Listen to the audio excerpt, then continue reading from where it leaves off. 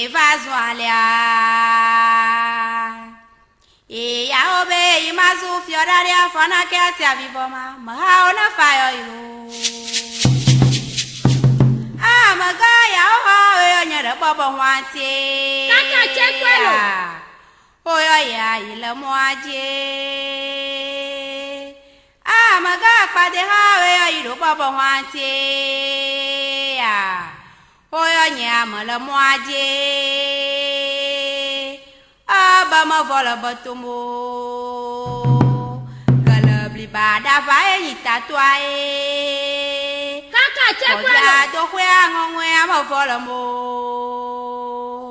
nanu akulu ya matakulu ngwe no abobo e mo golagba e nya obae Agbende wailo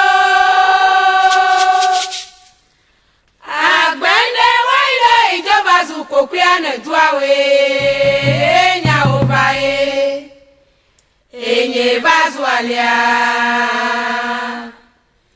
eya obe nyamazu fiarada fana ke acha vivwa mama hana fayo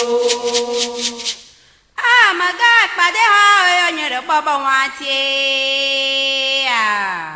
oya ya ile moaje amaga ya ha yo nyere bobo wanti oya ya ile moaje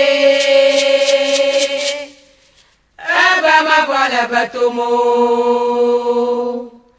galabli bada bai tatuae ovia dogwe ngomwe ma vola mo enu akura mate krumwana wa bobo e magolagba e nya obae agbende wailo ìjọba zuko kwiana duawe enya obae enye bazualia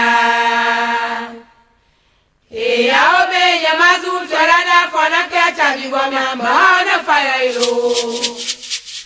mi dozizi bezizi bama vya be mi dozizi nya kwa chawa